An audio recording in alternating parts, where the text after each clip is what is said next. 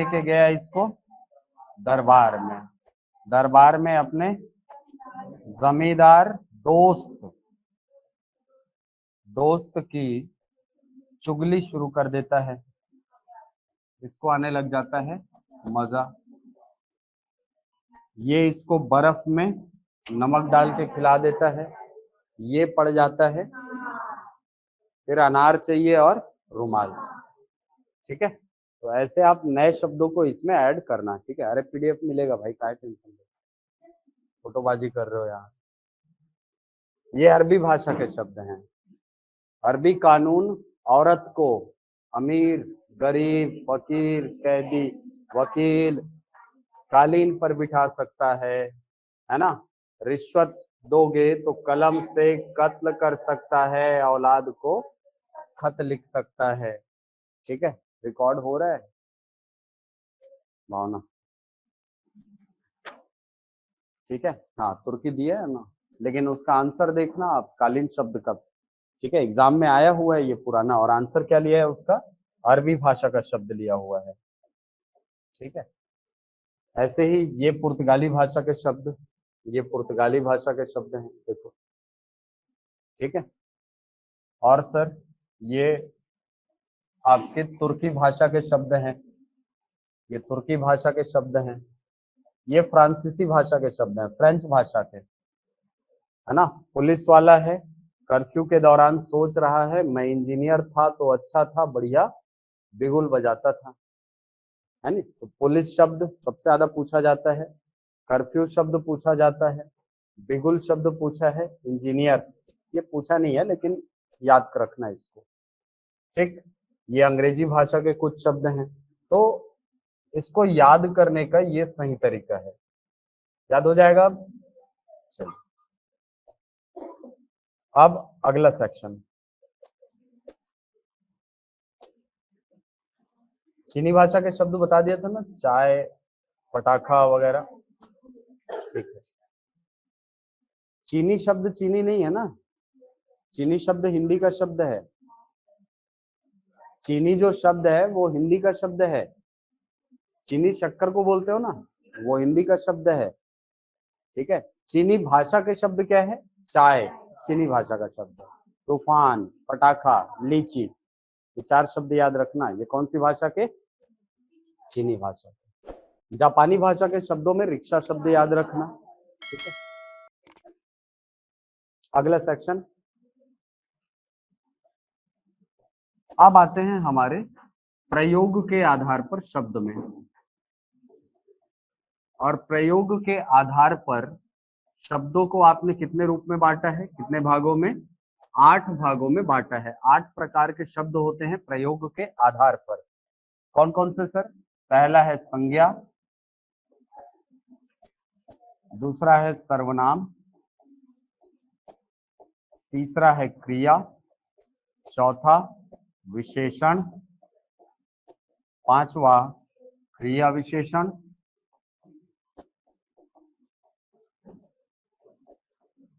फिर संबंधवाचक, संबंध बोधक, समुच्चय बोधक, समुच्चयवाचक,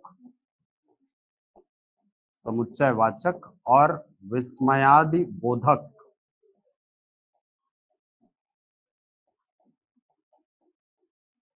ये 8 प्रकार के शब्द होते हैं प्रयोग के आधार पर। इसमें पहला टॉपिक है संज्ञा। हेडिंग डालेंगे संज्ञा।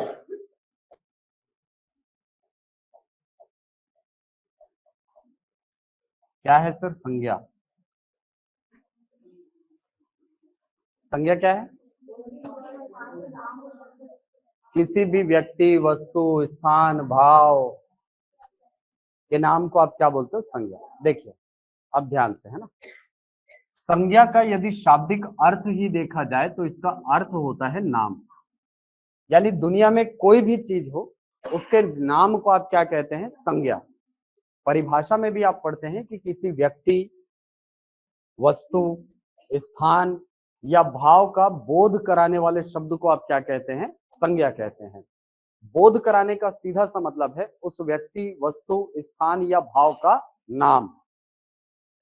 वस्तुतः देखा जाए तो हम अपने आसपास संज्ञा से घिरे हुए हैं, अपने आसपास संज्ञा से घिरे हुए हैं। जैसे बोर्ड बोलूंगा ये भी संज्ञा है, कुर्सी बोलूंगा ये भी संज्ञा है, किसी व्यक्ति का नाम बोलूं ये भी संज्ञा है, छत बोलूं वो भी संज्ञा, हवा बोलूं वो भी संज्ञा, पानी बोलूं वो भी संज्ञा। असल में संज्ञा का अर्थ होता है नाम, और दुनिया में कोई भी चीज हो उसका कुछ ना कुछ तो नाम होगा ही, है कि नहीं। अगर इंडिविजुअल का नाम नहीं है तो उस जाति का नाम होगा, है कि नहीं। तो नाम जहां पर आता है उसका सीधा सा मतलब होता है वो शब्द क्या है, संज्ञा है। अब संज्ञा के यदि प्रकार देखें तो संज्ञा के 5 भेद होते हैं, 5 भेद। पहला व्यक्तिवाचक संज्ञा, दूसरा जातिवाचक संज्ञा, तीसरा समूहवाचक संज्ञा, चौथा पदार्थ या द्रव्यवाचक संज्ञा, इसी का नाम है ना, कंफ्यूज मत करना, दोनों एक ही चीज है, पदार्थवाचक या द्रव्यवाचक संज्ञा। और अंतिम संज्ञा है भाववाचक संज्ञा। ये 5 प्रकार की संज्ञा होती है, ठीक है। इसके अंतर्गत एक विभाजन ऐसा भी आता है, एक क्वेश्चन ऐसा भी आता है कि अर्थ के आधार पर संज्ञा के कितने भेद हैं, रचना के आधार पर कितने भेद हैं। तो देखो ये जो विभाजन आप पढ़ते हैं 5 प्रकार, वो बेसिकली अर्थ के आधार पर विभाजन है। अर्थ के आधार पर संज्ञा के कितने भेद हैं, 5 भेद हैं, लेकिन रचना के आधार पर संज्ञा के 3 भेद होते हैं। कौन कौन से सर, रूढ़ शब्द, यौगिक शब्द और योग रूढ़ शब्द। वो भी तो संज्ञा ही है ना। अगर मैं रूढ़ कोई शब्द बोलता हूँ, कोई भी शब्द बोलता हूँ, तो या तो वो रूढ़ होगा, या तो यौगिक होगा, या योग रूढ़ होगा। तो वो शब्द भी अपने आप में क्या है, संज्ञा है। तो संज्ञा का रचना के आधार पर विभाजन वही होता है जो कि आप पढ़ते हैं शब्दों का विभाजन रचना के आधार पर, ठीक है। तो रचना के आधार पर संज्ञा के कितने भेद, 3। कौन कौन से, रूढ़, यौगिक और योग रूढ़। फिर से नहीं पढ़ाऊंगा मैं, ठीक है।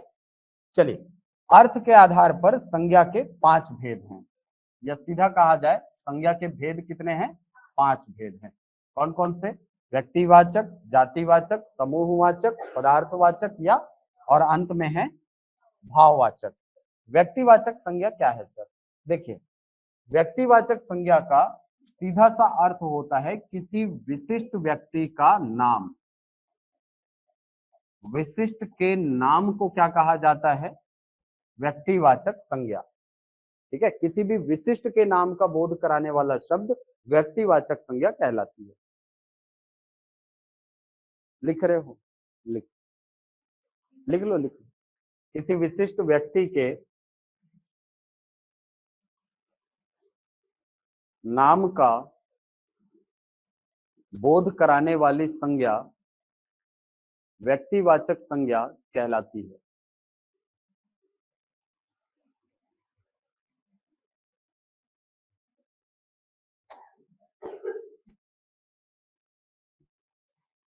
हो गया। कैसे विशिष्ट का नाम सर, जैसे जैसे मान लो यहाँ पे आप लोग इतने सारे लोग बैठे हो, ठीक है। अगर मैं विद्यार्थी शब्द बोलता हूं तो क्या किसी विशिष्ट व्यक्ति का नाम है ये, नहीं है सर। अब वो छोड़ो ना, क्या ये जो विद्यार्थी शब्द बोला मैंने, क्या ये विशिष्ट व्यक्ति का नाम है, नहीं है सर। लेकिन यदि मैं आप में से किसी एक व्यक्ति को उठा करके बोलता हूं कि भाई इसका नाम फलाना है, जैसे आपका नाम क्या है, जितेंद्र। अब मैं बोलता हूं जितेंद्र, तो मुझे इस विशिष्ट व्यक्ति के नाम का बोध हो रहा है, इसी व्यक्ति का बोध हो रहा है ना। जैसे मैं बोलूं आज जितेंद्र नहीं आया, जितेंद्र वहां चला गया, तो मुझे बोध हो रहा है कि मैं इस विशिष्ट व्यक्ति के बारे में बात कर रहा हूं। और चूंकि मैं इस विशिष्ट व्यक्ति के नाम का बोध करा रहा हूं, ये जो शब्द है ये किसका बोध करा रहा है, इस विशिष्ट व्यक्ति के नाम का बोध करा रहा है, इसीलिए ये जितेंद्र शब्द क्या हो गया, व्यक्तिवाचक संज्ञा। जैसे पर्वत बहुत सारे हैं हमारे यहाँ, पर्वत शब्द बोलूंगा तो किसी विशिष्ट पर्वत का बोध होगा क्या, नहीं सर। लेकिन अगर मैं हिमालय शब्द बोलता हूं तो हाँ, उस पर्वत की बात हो रही है जो भारत के उत्तर दिशा में स्थित है। वैसे ही नदियां बहुत सारी हैं, नदियां बहुत सारी हैं। अगर मैं केवल नदी शब्द बोलता हूं तो क्या ये पता चलेगा कि मैं गंगा के बारे में बात कर रहा हूँ, कि गोदावरी के बारे में बात कर रहा हूँ, कि महानदी के बारे में बात कर रहा हूँ? नहीं सर। लेकिन अगर मैं वहीं पर बोलूं कि गंगा नदी, कृष्णा नदी, कावेरी नदी, तब ये बोध हो रहा है कि हाँ भाई ये उस विशिष्ट नदी की बात हो रही है कि नहीं? तो जहां पर विशिष्ट के नाम का बोध होता है उस शब्द को कहा जाता है व्यक्तिवाचक संज्ञा। इसके उलट जातिवाचक संज्ञा ऐसी संज्ञा होती है जिससे कि हमें समूची जाति के नाम का बोध होता है। जाति के नाम का बोध होता है। जातिवाचक संज्ञा वो संज्ञा है जिससे हमें समूची जाति के नाम का बोध होता है। जैसे सर देखो, व्यक्तिवाचक संज्ञा और जातिवाचक संज्ञा में अंतर कैसे निकालते हैं? देखो, जैसे मान लो लिखा है देश शब्द।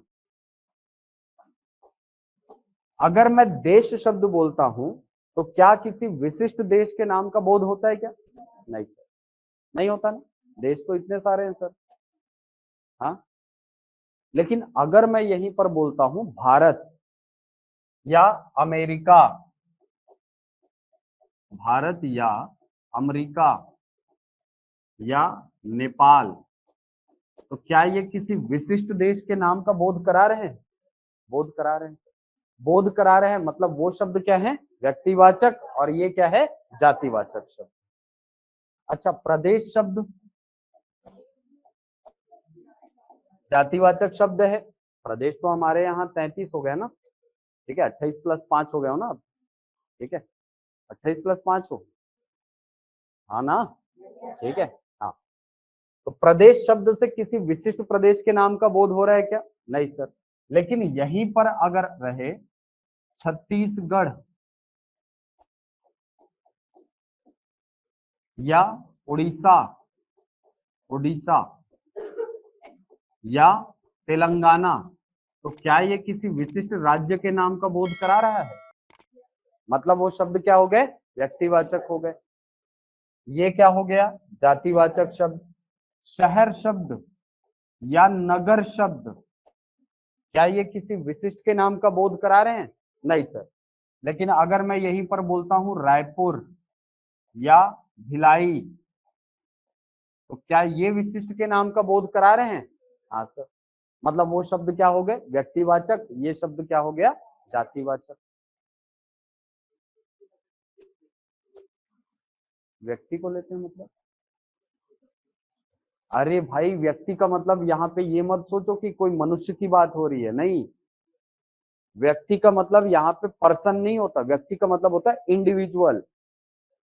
ठीक है, हमसे सबसे ज्यादा गलतियां इसीलिए होती है क्योंकि व्यक्ति का मतलब हम खोजने लगते हैं आदमी लोग का नाम। व्यक्ति का मतलब आदमी नहीं होता, व्यक्ति का मतलब होता है इंडिविजुअल, कुछ भी।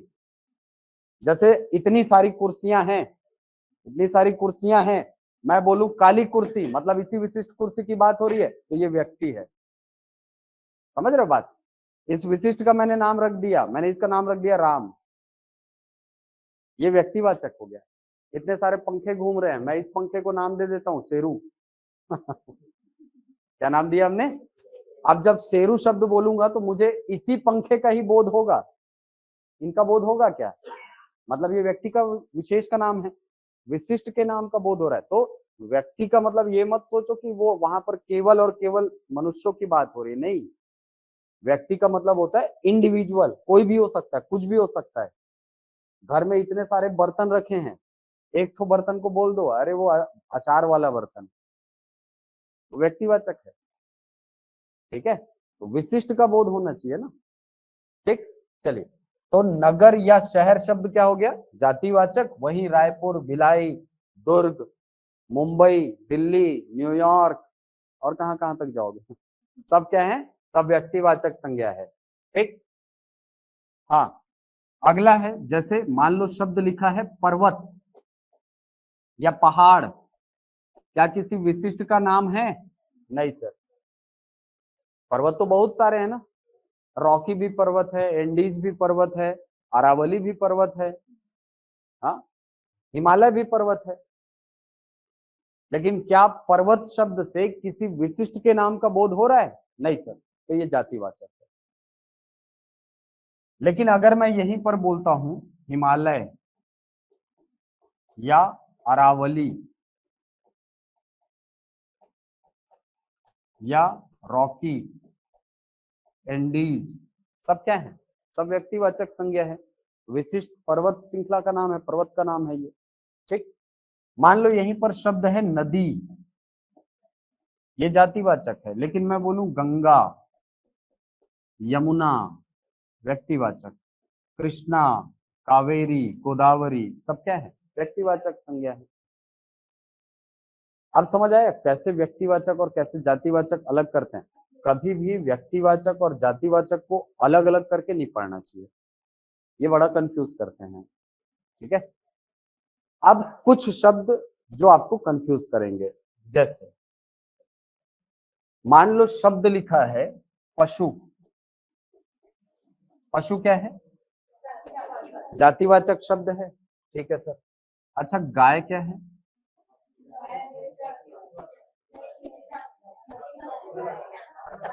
अब पूरी दुनिया इजराइल और फिलिस्तीन के पक्ष में बढ़ चुकी है। आधे लोग बोल रहे जातिवाचक, आधे लोग बोल रहे हो व्यक्तिवाचक, ये भी जातिवाचक है। क्योंकि यहाँ पर बात हो रही है प्रजाति की, है ना, और प्रजाति की जब भी बात होती है वहां पर वो जातिवाचक संज्ञा होती है। ठीक है, तो एक चीज दिमाग से बिल्कुल हटा दो कि जातिवाचक संज्ञा के अंतर्गत जातिवाचक संज्ञा फिर से नहीं आ सकती। ठीक है, जातिवाचक संज्ञा के अंतर्गत जातिवाचक संज्ञा भी आ सकती है, और ये जातिवाचक संज्ञा तब तक रहेगी जब तक उस शब्द के सामने विशेषण न जुड़ जाए। जैसे अगर पशु है, ये जातिवाचक शब्द है, गाय बोलूं ये भी जातिवाचक है, लेकिन अगर मैं यहीं पर शब्द बोलूं काली गाय, तब ये क्या हो जाएगा? व्यक्तिवाचक। ऐसा क्यों होता है सर? ऐसा इसलिए होता है क्योंकि जब आप काली गाय शब्द को प्रयोग करोगे, तो ये वाक्य में जब प्रयोग करोगे तो ये व्यक्तिवाचक संज्ञा के रूप में प्रयुक्त होती है। ठीक है, विशेष का बोध कराती है ये। जैसे काली गाय को श्यामा कहते हैं, तो काली गाय को ही श्यामा कहा जाता है, विशिष्ट का बोध होगा। ठीक, तो काली गाय क्यों सर? क्योंकि गाय शब्द के ठीक सामने क्या जुड़ गया? एक विशेषण जुड़ गया। क्लियर है बात? जैसे मान लो शब्द लिखा हुआ है फूल, क्या है? जातिवाचक है। गुलाब, गुलाब व्यक्तिवाचक जातिवाचक मैडम? अब गुलाब के सामने जोड़ दो लाल, अब क्या बन गया? ये व्यक्तिवाचक। समझ रहे हो बात?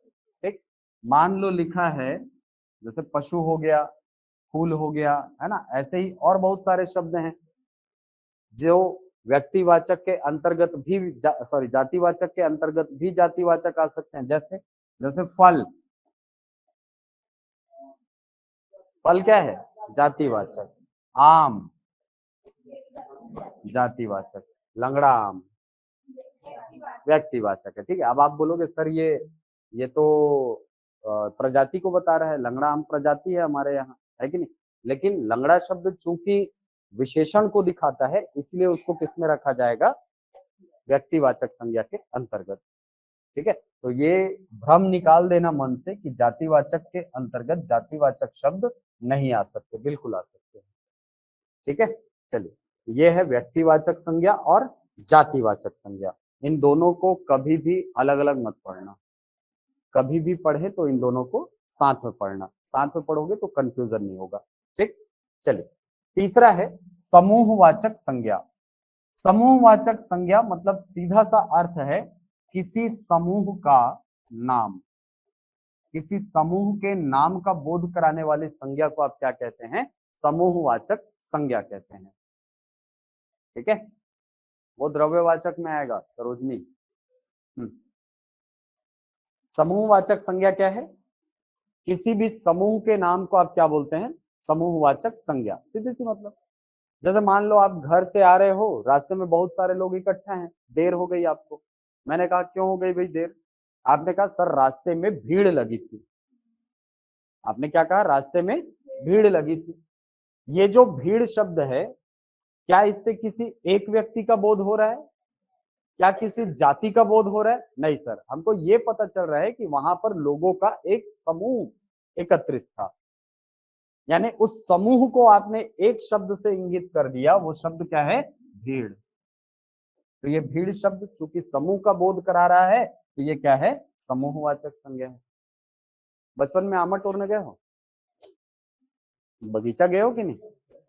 बगीचा तोड़ने जाते थे, बगीचा में आम तोड़ने, तो अपने दोस्त को बोलते थे, ओ झोथा मार, बोलते थे ना। पत्थर उठाते थे, बोलते थे झोथा मार। झोथा शब्द जब आप बोल रहे हो, तो क्या किसी एक आम का बोध हो रहा है क्या? नहीं सर, एक समूह है आम का, उस समूह को आपने नाम दे दिया झोथा, गुच्छा, है कि नहीं? तो ये जो गुच्छा शब्द है, ये किस प्रकार की संज्ञा है? समूहवाचक संज्ञा है। आपने समूह को नाम दे दिया। तो भीड़ शब्द हो गया, सभा शब्द हो गया, गुच्छा शब्द हो गया, समिति शब्द हो गया, गिरोह शब्द हो गया, बहुत बढ़िया। और और झुंड शब्द हो गया, दल शब्द हो गया, झुंड, दल शब्द हो गया, या किसी शब्द के अंत में वर्ग लग गया, वर्ग शब्द, या गण शब्द लग गया, जैसे कर्मचारी वर्ग, अधिकारी गण। तो ऐसे शब्दों को भी किस में रखा जाता है? समूहवाचक संज्ञा के अंतर्गत रखा जाता है। वृंद शब्द हो गया, है ना, वृंद शब्द का भी प्रयोग होता है ना। सेना, सेना हो गया, ठीक है, सेना शब्द भी हो गया। सेना, मेला, अरे बहुत सारे शब्द हैं, जितना खोजोगे उतना मिलेगा। ठीक है। वृंद शब्द का प्रयोग कैसे होता है सर? जैसे मृग वृंद, पशुओं का समूह मृग वृंद कहलाता है ना। गुरुओं का समूह, गुरुओं का जो समूह होता है उसको आचार्य वृंद कहते हैं, है ना। तो ये वृंद शब्द का प्रयोग होता है। जो आदरणीय लोग होते हैं उनके समूह के पीछे अगर वो एक साथ आ रहे हैं, एक साथ जा रहे हैं, तो वहां पे फिर किसी और, जैसे गुरुओं की भीड़ नहीं होती, है ना। गुरुओं का गिरोह नहीं हो सकता। फीस लेने वाले गिरोह वाले हैं सर, नहीं। गुरुओं का क्या होता है? वृंद होता है। गुरु क्या है? जातिवाचक संज्ञा है। हाँ, गुरु जातिवाचक संज्ञा है ना। नहीं है। फल, अंगूर, जातिवाचक के अंदर जातिवाचक, ठीक है। और काला अंगूर बोल दूं तो व्यक्तिवाचक, ठीक है। चलिए, तो किसी भी समूह के नाम को आप क्या बोलते हो? समूहवाचक संज्ञा बोलते हो, ठीक। अब वो समूह का नाम कुछ भी हो सकता है, कुछ भी। गिरोह मतलब, अरे गिरोह, गिरोह नहीं जानते? चोर डकैत लोग का होता है ना यार गिरोह, ठीक है, हाँ। रायपुर चोरों के गिरोह से परेशान है, ठीक है। डकैत लोग का परेशान, डकैत लोग के गिरोह से परेशान है, ठीक है। और गिरोह का होता है सरगना, मुखिया नहीं होता, सरगना होता है, ठीक है। चलिए, अगली संज्ञा है द्रव्यवाचक या पदार्थवाचक संज्ञा।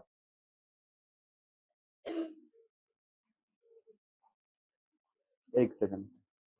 हम्म हम्म हम्म ठीक। हाँ। हम्म, ठीक। हाँ, ठीक। ठीक है।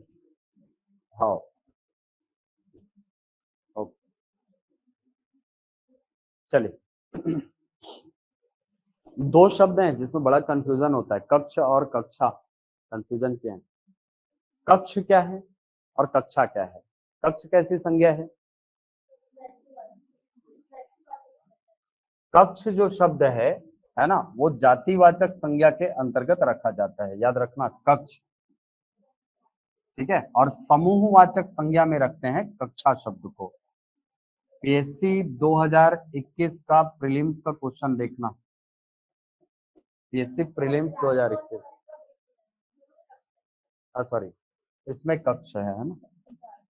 हाँ, जाति में कक्ष है और नीचे कक्षा है, इन दोनों में कंफ्यूजन होता है।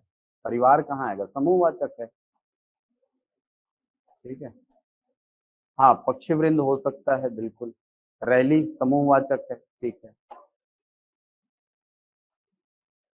ठीक है, चलो अब आते हैं पदार्थवाचक या द्रव्यवाचक संज्ञा में। तो पदार्थवाचक या द्रव्यवाचक संज्ञा को समझने के लिए आपको सबसे पहले समझना होगा पदार्थ को, कि ये पदार्थ क्या है। जब हम पदार्थवाचक संज्ञा के अंतर्गत पदार्थ या द्रव्य चीज की बात करते हैं, द्रव्य की बात करते हैं, तो उस पदार्थ का मतलब होता है मूलभूत पदार्थ जिससे आप किसी चीज का निर्माण करते हैं।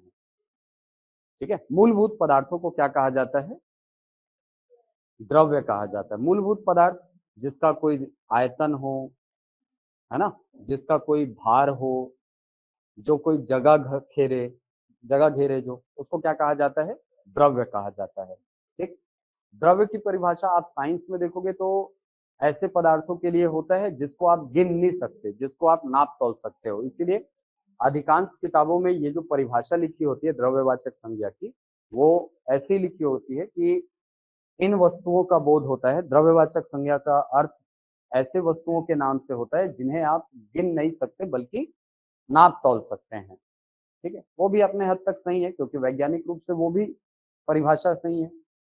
द्रव्य का असल में अर्थ क्या होता है, देखिए, द्रव्य का अर्थ होता है मूलभूत पदार्थ जिससे आप किसी चीज का निर्माण करते हैं। जैसे जैसे मान लो लोहा, जैसे मान लो लिखा हुआ है क्या, लोहा। लोहा मूलभूत पदार्थ है जिससे आप किसी चीज का निर्माण करते हैं, है ना। द्रव्य का नाम जब भी आएगा, द्रव्य जब भी कोई चीज होगा, तो कभी भी उसकी आकार या आकृति के बारे में आप निश्चितता से नहीं कह सकते। सीधा सा मतलब यही है, द्रव्य जो होता है ना, उसके आकार या आकृति के बारे में आप निश्चितता से नहीं कह सकते। क्यों नहीं कह सकते सर, क्योंकि द्रव्य का आकार या आकृति से कोई लेना देना ही नहीं होता है। ठीक है, क्यों सर, जैसे ये भी लोहा है, ये जिससे कुर्सी बनी है ये भी क्या है, लोहा है। और पूरा भिलाई स्टील प्लांट बना है वो भी क्या है, लोहा है। आकार का तो कोई बात ही नहीं है, आकार से कोई लेना देना है ही नहीं, है कि नहीं। तो लोहा शब्द क्या है, यहाँ पे मूलभूत पदार्थ है जिससे ये भी बना है वो भी बना है। तो लोहा शब्द क्या हो गया, ये हो गया द्रव्यवाचक संज्ञा, ये द्रव्य का नाम हो गया। जैसे मान लो लिखा है लोहा हो गया, तांबा हो गया, सोना हो गया, या चांदी हो गया, या पानी हो गया, बर्फ हो गया, या पेट्रोल हो गया, डीजल हो गया, मिट्टी हो गया। सबके सब क्या हैं, सब द्रव्यवाचक संज्ञाएं हैं। इनसे कभी भी आकार या आकृति का बोध आपको नहीं होता है। ठीक है, हवा हो गया, हवा का भी आकार आकृति कहाँ बता सकते हो, बता सकते हो, नहीं सर, वो भी द्रव्यवाचक संज्ञा है। लेकिन रुकना यार, पढ़ात पढ़ात बीच में तू हाँ, लेकिन अगर देखो लोहे से अगर मैं कोई चीज बना दूं, क्या बना दूं, कोई चीज, तो वो एक निश्चित आकार या आकृति में आ जाएगी। जैसे मान लो मैं लोहे से बना दिया कुर्सी, लोहे से क्या बना दिया मैंने, कुर्सी। तो अब एक निश्चित आकार या आकृति का अनुमान हमें हो जाता है, एक रफ डायग्राम तो कम से कम दिमाग में बन जाता है, तो बन जाता है कि कुर्सी अधिकतम ऐसी हो सकती है कि नहीं। क्या अब कुर्सी शब्द द्रव्य रहा क्या, नहीं सर। जितनी भी चीजें जिसकी आकार या आकृति का आप निश्चितता से बता सके जिनके बारे में, वो जातिवाचक संज्ञा होती है। ठीक है, वो क्या होती है, जातिवाचक संज्ञा। तो जितने भी चीजें आपको इधर आकार आकृति में दिखेंगी वो सब जातिवाचक संज्ञा होंगी। जैसे तांबा है, तांबा शब्द द्रव्यवाचक है, ये द्रव्य है, और ये कहलाएंगे पदार्थ या वस्तु। और वस्तु का नाम जब भी आएगा तो उसको किसके अंतर्गत रखा जाता है, जातिवाचक संज्ञा के अंतर्गत। जैसे तांबा है, मान लो मैं इससे बना दिया लोटा, सोना है मैं बना दिया इससे सिक्का, है ना। जैसे मिट्टी है मैं बना दिया मूर्ति, सबका एक आकार या आकृति आप थोड़ा बहुत तो अंदाजा तो लगा ही सकते हैं, है कि नहीं। और जहां पर आकार या आकृति की बात हुई, आपके दिमाग में थोड़ी सी भी निश्चितता आई, मतलब आप समझ जाना वहां पर वो संज्ञा कैसी होगी, वो जातिवाचक संज्ञा का उदाहरण होगी। ये पदार्थ की बात नहीं होगी, फिर यहाँ पर वो किसके अंतर्गत रखे जाएंगे, वस्तु के अंतर्गत रखे जाएंगे। ठीक है, तो द्रव्य और पदार्थ, इन दोनों में अंतर समझ आया। सॉरी, द्रव्य और वस्तु, पदार्थ नहीं यार, द्रव्य या वस्तु, इनके बीच में अंतर होता है। वस्तु का आकार या आकृति के बारे में आप बता सकते हैं, वस्तु के आकार या आकृति का आपको बोध होगा, लेकिन द्रव्य के आकार या आकृति के बारे में आप कुछ बता नहीं सकते हैं। मिट्टी बोलूं तो क्या आकार क्या आकृति, कुछ बता सकते हैं? नहीं। लेकिन यहीं पर अगर मैं बोलूं मूर्ति, तो आप बता सकते हो, हाँ सर मूर्ति अगर इंसान की बनाओगे तो ऐसे बनेगी, एक सर होगा, दो तो पैर होगा, दो तो हाथ होंगे, बता सकते हो आप। गाय का बनाओगे तो 4 पैर होंगे, एक मुंह होगा, एक पूंछ होगा, बता सकते हो आप, है कि नहीं। मतलब एक रफ डायग्राम आपके दिमाग में बन जाता है। तो मूर्ति शब्द क्या है, ये जातिवाचक संज्ञा है, लेकिन ये जिससे बना है, जो मूलभूत द्रव्य है, वो क्या है, मिट्टी। और चूंकि ये द्रव्य है, इसीलिए संज्ञा किस प्रकार की, द्रव्यवाचक या पदार्थवाचक संज्ञा। अंतर समझ आ रहा है दोनों में? ठीक। अच्छा, बर्फ क्या है, बर्फ द्रव्य है कि वस्तु है? द्रव्य है कि वस्तु है बर्फ? बर्फ भी क्या है, द्रव्य है। ठीक है, निश्चित आकार या आकृति का अनुभव आपको नहीं होगा। ठीक है, अब आप बोलोगे सर घर में तो बर्फ एकदम निश्चित आकृति में जमता है, तो वही बस बर्फ है क्या, पूरा सियाचिन बर्फ है नहीं, पूरा अंटार्कटिका बर्फ है, तो उसका क्या फिर, है नहीं। तो इसके भी निश्चित आकार या आकृति के बारे में आप नहीं बता सकते। अब नहीं बता सकते मतलब ये क्या है, ये द्रव्य है। ठीक है, पानी शब्द क्या है, द्रव्य है। पेट्रोल शब्द क्या है, द्रव्य है। बोतल शब्द क्या है, बोतल शब्द क्या है, वस्तु है। वस्तु है, वस्तु है मतलब जातिवाचक संज्ञा। लेकिन प्लास्टिक क्या है, द्रव्य है कि नहीं, है ना। ठीक है, जैसे मान लो, जैसे अभी मैंने बोला बोतल शब्द क्या है ना, या जैसे मैं बोलूं कि दरवाजा शब्द क्या है,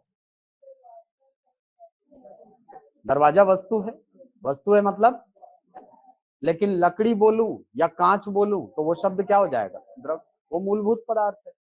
तो मूलभूत पदार्थों की जब बात होती है तो उन संज्ञाओं को रखा जाता है किसके अंतर्गत, द्रव्यवाचक संज्ञा के अंतर्गत। और जहां वस्तुओं का बोध होता है, इनको रखा जाता है जातिवाचक संज्ञा के अंतर्गत। ये जातिवाचक है, सब द्रव्य हैं। किसका, शक्कर का आकृति होता है नहीं, शक्कर हो गया, नमक हो गया, गुड़ हो गया, सब द्रव्य है मेरा। ठीक है, हाँ, क्या बोलेंगे, हाँ अंगूठी बोलेंगे तो। अच्छा, अंगूठी का आकार, ये उंगली है, क्या इतने आकार की अंगूठी बन सकती है, आकार तो निश्चित है ना उसका। तो अंगूठी अगर बोलूंगा तो वो वस्तु है। कौन, ना ना ना ना ना, नहीं नहीं नहीं नहीं, उसको रखा जाएगा जातिवाचक में। ठीक है, अंगूठी या आभूषण शब्द हो गया, गहना शब्द हो गया, है ना, या पायल शब्द हो गया, जितने भी आभूषण के नाम यदि हैं तो वो जातिवाचक में आते हैं। ठीक है, चलो अब आगे बढ़ते हैं। तो ये है द्रव्यवाचक संज्ञा। द्रव्यवाचक संज्ञा से बोध होता है निहित पदार्थ का। ठीक है, या बोला जाए मूल पदार्थ का, जिससे आप किसी चीज का निर्माण करते हैं। ठीक है, अगली संज्ञा है आपकी भाववाचक संज्ञा। भाववाचक संज्ञा, जिन संज्ञाओं से किसी मनोगत भाव, विचार या निहित भाव का बोध होता है,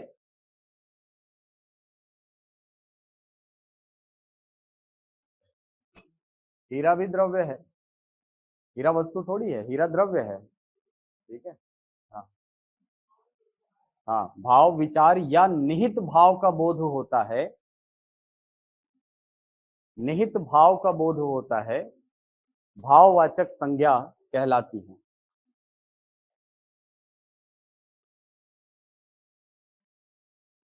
ठीक है, तो भाववाचक संज्ञा ऐसी संज्ञा है जिससे हमें बोध होगा किसका, किसी मनोगत भाव का, किसी विचार का, या किसी निहित भाव का। ठीक है, भाव जैसे कि, जैसे क्रोध, ममता, दया, करुणा, दयालुता, है कि नहीं, दया, ये सब क्या है, ये सब भाववाचक संज्ञाएं हैं।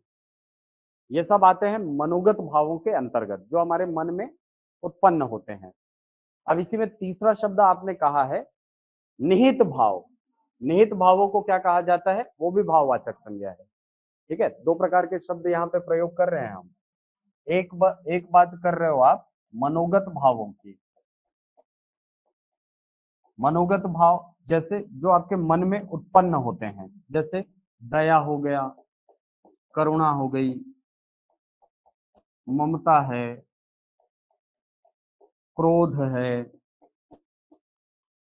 ये क्या है, ये मनोगत भाव है। ये हमारे मन में उत्पन्न होने वाले भाव है। चिड़चिड़ाहट है कि नहीं, ये क्या है, ये मनोगत भाव है। दूसरा जो भाव है वो है निहित भाव। निहित भाव, निहित भाव को कारण भाव भी कहते हैं, याद रखना। निहित भाव जो है यही क्या है, कारण भाव, जो किसी संज्ञा, सर्वनाम, विशेषण, क्रिया या अव्यय के स्वरूप में होने का कारण होते हैं, उन्हें कहा जाता है क्या, निहित भाव। ठीक है, किसकी, कोई संज्ञा, सर्वनाम, विशेषण, क्रिया या अव्यय के स्वरूप में होने का जो कारण होते हैं उन्हें कहा जाता है क्या, निहित भाव। और निहित भाव के आधार पर ही पढ़ते हो आप कि भाववाचक संज्ञा बनाने के 5 तरीके होते हैं, पढ़ते हो ना, किससे भाववाचक संज्ञा का निर्माण किया जाता है। तो 5 तरीके हैं भाववाचक संज्ञा को बनाने के। ठीक है, उसके पहले समझो ये कारण भाव है क्या। देखिए, मैंने कहा कि कोई भी संज्ञा संज्ञा के स्वरूप में होने का कारण है। संज्ञा के स्वरूप में होने के कारण को आप क्या कहते हो, भाववाचक संज्ञा कहते हो। जैसे सर, जैसे मान लो शब्द है यहां पर बुढ़ा या बूढ़ा, बुढ़ा या बूढ़ा है, जातिवाचक शब्द में आएगा, जातिवाचक संज्ञा है। कोई व्यक्ति बूढ़ा है, क्यों है, क्योंकि उस व्यक्ति में भाव निहित है बुढ़ापा का। यदि बुढ़ापा का भाव ना होता तो क्या वो व्यक्ति बूढ़ा कहलाता, नहीं कहलाता सर, नहीं कहलाता ना। कोई व्यक्ति बूढ़ा इसीलिए क्योंकि उसमें बुढ़ापा का भाव निहित है। कोई व्यक्ति है, उसको बोलते हो ये व्यक्ति ऊंचा है, विशेषण है ऊंचा शब्द। जैसे मैं बोलूं अमिताभ बच्चन ऊंचे हैं, उनके ऊंचे होने का कारण क्या है, ऊंचाई। यदि ऊंचाई ही ना हो तो क्या अमिताभ बच्चन ऊंचा हो सकता है, नहीं हो सकता सर। मतलब विशेषण के भी स्वरूप में होने का कारण यही भाववाचक संज्ञा है। ये जो ऊंचाई शब्द है यही क्या है, भाववाचक संज्ञा है। जैसे मैं किसी वस्तु को बोलता हूं कि ये मेरा है, अपना है। ठीक है, किसी व्यक्ति के लिए बोलते हो ना ये अपना, अपना भाई है, अपना है। क्यों अपना है सर, क्योंकि उस व्यक्ति के लिए आपके मन में अपनापन है, अपनत्व का भाव है, अपनापन है, इसीलिए वो क्या है, अपना है। यदि अपनत्व ही ना हो तो क्या कोई व्यक्ति अपना होगा, नहीं हो सकता सर। पाकिस्तान वाला आ गया मान लो एक आध जन, चिल्लाते चिल्लाते, हाँ, उसको अपना बोल दोगे, नहीं बोलेंगे सर। क्यों, उसके लिए अपनापन है ही नहीं ना। ठीक है, लेकिन मान लो आप किसी क्रिकेट ग्राउंड में, जैसे अभी देखो इंडिया, अभी अहमदाबाद में मैच हुआ, ठीक है, अरे क्या नारा लगा रहे थे यार, सुने हो हुटिंग वहां की, इंडिया पाकिस्तान का बाप कौन, इंडिया इंडिया। ठीक है, बिगड़ मजा आ रहा था देखने में। और मजे की बात यह है कि पाकिस्तानी एक जन बस था वहां पे सपोर्टर, पूरे ग्राउंड में एक बस पाकिस्तानी को टिकट मिला था अंदर आने के लिए। बाकी किसी को अंदर नहीं आने दिए थे। ठीक है, क्योंकि हमारे यहाँ रूल है ना कि उन लोग अगर कोई पाकिस्तानी भारत आता है तो फिर वीजा में बड़ा लफड़ा करते हैं, बहुत चेकिंग से गुजरना पड़ता है उन लोग को। है ही वैसे, ऐसे करोगे। ठीक है। हाँ, तो जातिवाचक संज्ञा या यूं कहूं कि संज्ञा हो गया, सर्वनाम हो गया, विशेषण हो गया, क्रिया भी अपने स्वरूप में इसीलिए विद्यमान होती है क्योंकि वो भाववाचक संज्ञा उसमें निहित होती है। ठीक है, दो तरीकों से होती है, उसको आगे जाके बताऊंगा। जैसे आप किसी की कान में धीरे धीरे बोलते हैं तो सामने वाला बोलता है ना क्या फुसफुसा रहा है, यानी ये जो क्रिया है इसको उसने क्या नाम दिया है, फुसफुसाना। क्यों फुसफुसाना है सर? क्योंकि फुसफुसाहट का भाव निहित है, इसीलिए फुसफुसाहट है। पक्षी चहचहाते हैं, क्यों? चहचहाहट का भाव है, इसीलिए चहचहाते हैं। आप घर को सजाओगे अभी दिवाली में, सजावट का भाव है, इसीलिए सजाना है वो क्रिया। ठीक है, अव्यय भी इसी प्रकार से आपको दिखेंगे। ठीक है, तो भाववाचक संज्ञा का निर्माण आपको 5 अलग अलग तरीकों से दिखेगा। कहां कहां से? एक संज्ञा से, एक सर्वनाम से, विशेषण से, क्रिया से, अव्यय से। ये 5 तरीकों से आप भाववाचक संज्ञा का निर्माण करते हैं। ठीक, तो भाववाचक संज्ञा की परिभाषा ये कहती है कि ऐसी संज्ञा जिससे मनोगत भाव या विचार या निहित भाव का बोध हो, ऐसे संज्ञा शब्द को आप क्या कहते हैं? भाववाचक संज्ञा कहते हैं। ठीक, क्लियर है यहां तक? अब मैं आपको बोला कि भाववाचक संज्ञा का निर्माण 5 अलग अलग तरीके से होता है। कैसे होता है सर? सबसे पहले संज्ञा से, संज्ञा से भाववाचक संज्ञा का निर्माण लिखेंगे। कुछ कुछ उदाहरण लिखा रहा हूं जो एग्जाम में आपको पूछता है ना। 5 तरीकों से होता है भाई। सबसे पहले तो ये याद रखो किससे किससे होता है, ये क्वेश्चन डायरेक्ट आता है। ठीक है, तो सबसे पहले संज्ञा से, जैसे पशु, पशु शब्द है संज्ञा। कैसी संज्ञा है? जातिवाचक संज्ञा। पशु पशु है, क्यों सर? इसमें पशुत्व या पशुता का भाव निहित है। मनुष्य, मनुष्यता का भाव है, मनुष्यत्व का भाव है, इसीलिए वो क्या है? मनुष्य है। ठीक, इसी प्रकार दास, दास पुरुष, स्त्री, स्वामी, स्वामी, मातृ, पितृ, सब में त्वा लगाते जाओ। ठीक है, ता मत लगा देना भाई। मातृता, पितृता, मतलब मातृत्व, पितृत्व, स्वामित्व, है ना। स्त्रीत्व, स्त्रीता नहीं होता, स्त्रीत्व होता है। ठीक, ये क्वेश्चन आया हुआ है, स्त्री शब्द की भाववाचक संज्ञा। ठीक है, इसके अलावा और शब्द जैसे सज्जन, सज्जन की भाववाचक संज्ञा सज्जनता। मूर्ख, मूर्खता, लिखते जाओ लिखते जाओ। मूर्ख की मूर्खता। शिशु, शिशुता, शैशव। ठीक है, हाँ, शिशु की भाववाचक संज्ञा होती है शैशव, शैशव। अच्छा, शैशवावस्था शब्द सही है कि गलत है? हम्म, शैशव, शैशवावस्था सही है? सही है? अरे शब्द शुद्धि में मान लो आपको पूछा, या वाक्य शुद्धि में आपको पूछा वह अपनी शैशवावस्था में है, वाक्य सही है?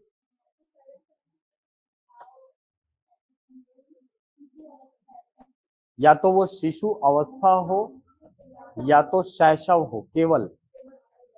ठीक है, शैशव खुद अपने आप में अवस्था दिखा रहा है यार। ठीक है, हाँ, जैसे ऐसे बोलते हो क्या, मैं मुंह से खा रहा हूँ? कॉमन सेंस है यार, मुंह से ही खाओगे यार, कान से थोड़ी खाओगे। खाओगे क्या? नहीं सर, मुंह से ही खाते हैं लोग। वैसे ही जब शैशव शब्द बोल रहा हूं तो उसका मतलब ही होता है शैशव अवस्था, शिशु की अवस्था। ठीक है, तो रिपीटेशन की अशुद्धि हो जाती है वहां पे। चलो, तो ये क्या है, ये सब संज्ञा से भाववाचक संज्ञा का निर्माण होता है। ठीक, क्या चीज?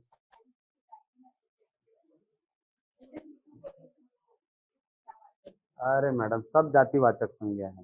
ठीक है, मातृ पितृ ये व्यक्तिवाचक है। ठीक, शिशु भी जातिवाचक है। चलो, अगला, अगला है आपका सर्वनाम से भाववाचक संज्ञा का निर्माण।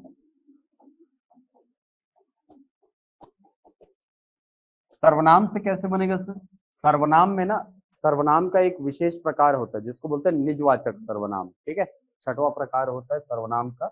और निजवाचक सर्वनाम से भाववाचक संज्ञा का निर्माण होता है। जैसे शब्द है, मान लो स्व या निज या अपना, अपना, तो स्व से भाववाचक संज्ञा बनती है स्वत्व। इनको बस याद रख लो, निज से निजता या निजत्व, निजत्व या निजता। अपना से अपनत्व या अपनापन। अब कोई ये मत पूछ लेना ना सर दोनों रहेगा ऑप्शन में तो कैसे कर, नहीं रहेगा भाई, वो भी पढ़ा लिखा है। ठीक है, हाँ, ये सब क्या है, ये निजवाचक सर्वनाम है। सर्वनाम है, सर्वनामों से भाववाचक संज्ञा का निर्माण किया जाता है, होता है। ठीक, अगला है विशेषण से भाववाचक संज्ञा का निर्माण।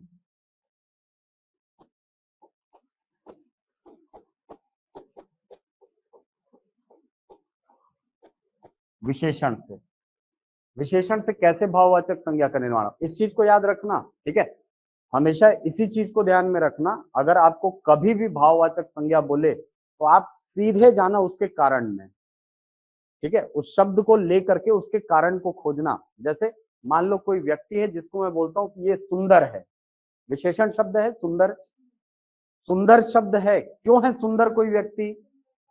सुंदरता का भाव है सर, सुंदरता। तो सुंदर शब्द की भाववाचक संज्ञा क्या हो गई? सुंदरता या सौंदर्य। सौंदर्यता शब्द सही होता है क्या? नहीं होता है ना। या तो सुंदरता बोल लो या सौंदर्य बोल लो। ठीक है, कोई व्यक्ति है जिसको बोला जाता है कि ये व्यक्ति क्या है? कुरूप है। क्यों है सर? कुरूपता है। कोई व्यक्ति है जिसको बोला जाता है ये व्यक्ति आलसी है। भाव, आलस्य है इसीलिए तो व्यक्ति आलसी है ना। आलस्य है इसीलिए व्यक्ति क्या है? आलसी है। यदि आलस्य ही ना हो तो व्यक्ति आलसी कैसे रहेगा? हो सकता है क्या? नहीं सर। जैसे और लिखो, जैसे ऊंचा,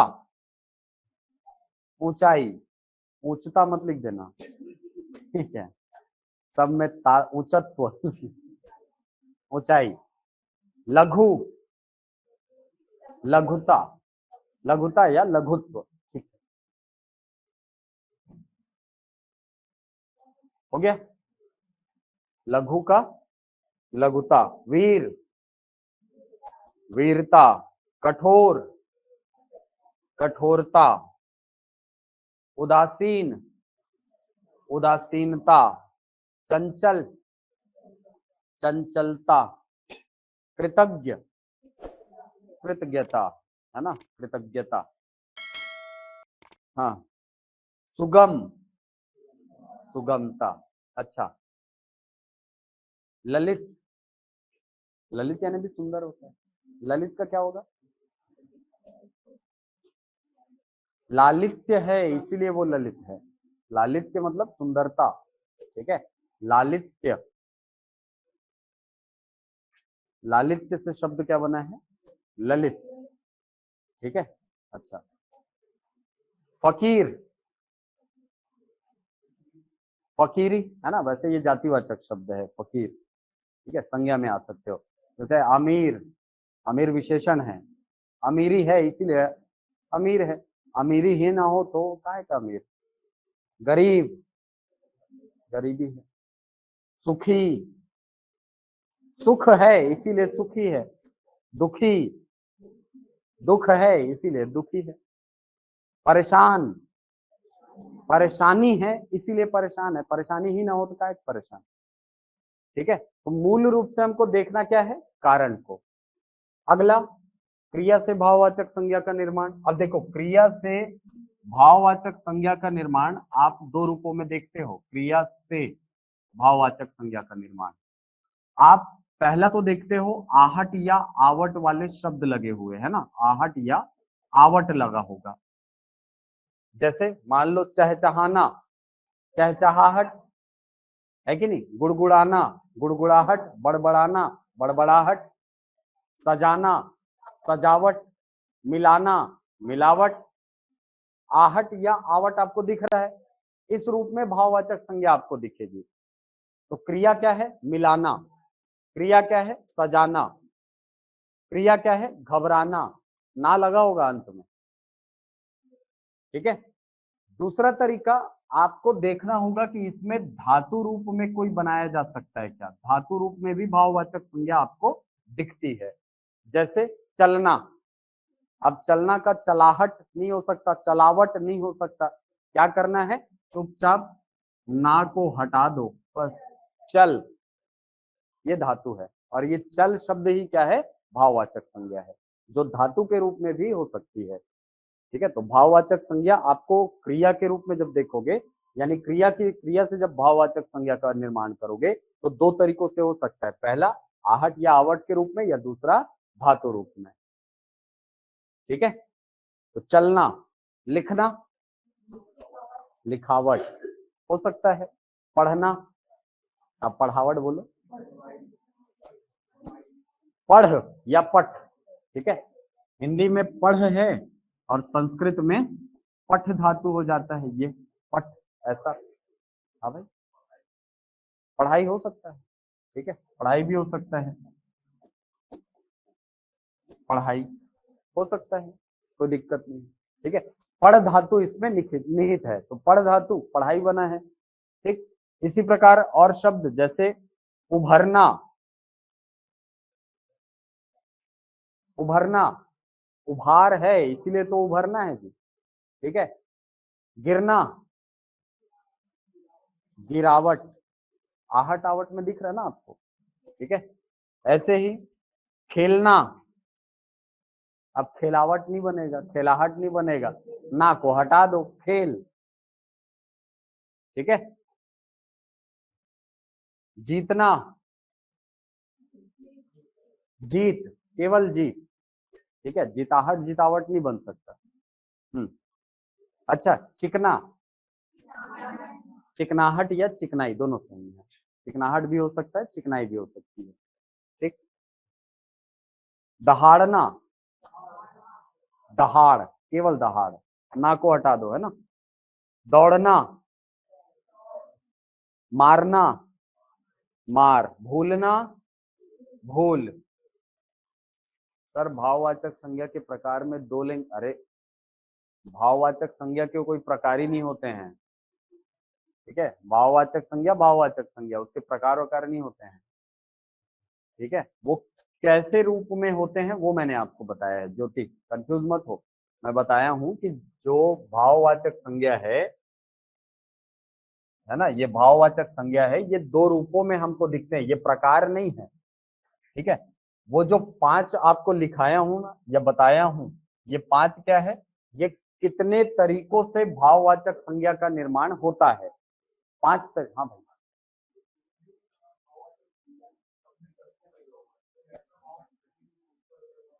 नहीं, हाँ, ऐसा नहीं होता है। ठीक है, क्योंकि मूल शब्द ही तो बनाते हैं ना, मूल शब्द ही तो भाववाचक संज्ञा के रूप में परिणित होते हैं। अब मूल शब्द के सामने उपसर्ग लगाओगे तो शब्द ही बदल जाएगा, क्योंकि उपसर्गों की प्रवृत्ति ही कहती है कि उपसर्ग शब्द के अर्थ को प्रभावित करते हैं। अब उसके अर्थ को प्रभावित करोगे तो शब्द बदल जाएगा, है कि नहीं। ठीक है, चलो, बाजार समूहवाचक संज्ञा है। ठीक है, बाजार को समूहवाचक संज्ञा में लेते हैं, जातिवाचक में मत लेना। हाँ, चलिए, अब अव्यय से भाववाचक संज्ञा कैसे बनेगी सर, पांचवा तरीका भाववाचक संज्ञा का। भाववाचक संज्ञा का निर्माण कैसे होगा? जैसे समीप, समीप, निकट, समीप शब्द से समीपता। अरे समीपस्थ बोलूंगा तो वो तो विशेषण बन गया ना, नहीं बन गया, विशेषता बताने लग गया।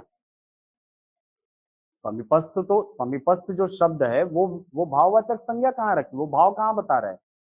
निकटता, नैकट्य, ये भाव दिखाता है। ठीक, समीपता, सामीप्य, सामीप्य है ना, ये पूछेगा, यही देगा ऑप्शन में, सामीप्य या समीपता, ये आपको क्या दिखा रहा है? भाव दिखा रहा है। तो सामीप्य या समीपता क्या है? भाववाचक संज्ञा है। अच्छा, दूर, दूर, दूर, दूर शब्द क्या है? दूरता, दूरी है यार, दूरी है इसीलिए तो किसी चीज को दूर बोलते हो ना। ठीक है, हाँ, जैसे खूब, खूबी, खूबी है इसीलिए खूब, हो गया। जैसे शाबाश, शाबाशी, पूर्ण, पूर्णता, पूर्णता है इसीलिए तो कोई किसी चीज को आप पूर्ण बोलते हो, कंप्लीट बोलते हो, है ना। जैसे शीघ्र, शीघ्रता, शीघ्र का शीघ्रता। और क्या हो सकता है सर? जैसे ऊपर, ऊपरी, ऊपरी हो गया है ना। ठीक है, ऊपरता, ऊपरीप्य, ऐसा मत बना देना। ठीक है, ऊपरी, बस। तो ये है आपकी भाववाचक संज्ञा। ठीक है, तो एक क्वेश्चन यहाँ से बनता है कि इनमें से भाववाचक संज्ञा का निर्माण किससे नहीं होता है? ठीक है, ऑप्शन ऐसे, ये क्वेश्चन देखना मिलेगा आपको, इनमें से भाववाचक संज्ञा का निर्माण किससे नहीं होता है। ऑप्शन देगा संज्ञा, सर्वनाम, अव्यय और एक किसी प्रकार का और शब्द दे देगा। ठीक है, तो ध्यान रखना, ये 5 तरीकों से भाववाचक संज्ञा का निर्माण होता है, संज्ञा से, सर्वनाम से, विशेषण से, क्रिया से और अव्ययों से। ये पांचों प्रकारों से भाववाचक संज्ञा का निर्माण कर सकते हैं आप। ठीक, क्वेश्चन यहाँ से 2 तरीके से, एक तो जो फैक्ट बताया वहां से आते हैं, दूसरा कभी कभी आपको डायरेक्ट क्वेश्चन देता है कि फलाना शब्द की भाववाचक संज्ञा क्या होगी, है ना। तो उसके पीछे फिर आप ऑप्शन खोजते हो, और ऑप्शन खोजते हो तो सब एकदम नजदीक का लगता है। जैसे अभी समीप शब्द को हमने कहा, है ना, समीप शब्द है, तो समीप शब्द में एक ऑप्शन में समीपस्थ जरूर देगा। ठीक है, लेकिन आप खोजना हमेशा कारण को, क्योंकि भाववाचक संज्ञा क्या है? कारण है। भाववाचक संज्ञा बेसिकली कारण है जिसके कारण कोई संज्ञा, सर्वनाम, क्रिया या विशेषण या अव्यय अपने स्वरूप में विद्यमान होते हैं, इनके स्वरूप में होने का कारण है ये। ठीक है, तो आप कारण को खोजना, कारण मिल गया मतलब वही भाववाचक संज्ञा है। ठीक है, चलो फिर कल आगे बढ़ेंगे, और अव्ययों को एक बार और आप वीडियो एक बार देख लेना अंजू, है ना। ठीक है, लिखा नहीं हूं मैं भले, लेकिन बोला हूं तो आप सुन लेना वीडियो में लास्ट लास्ट का।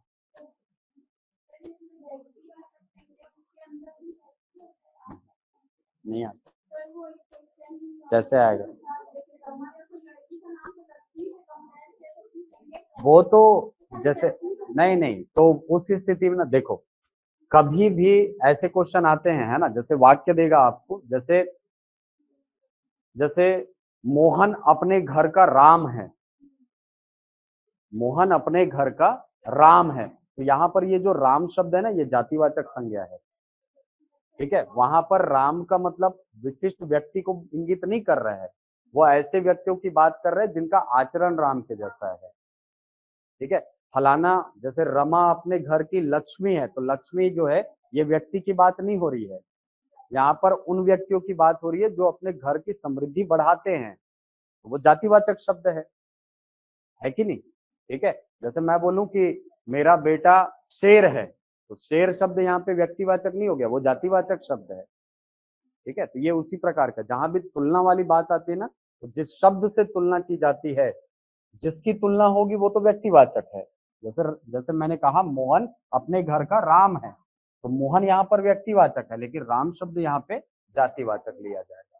ठीक है, चलिए।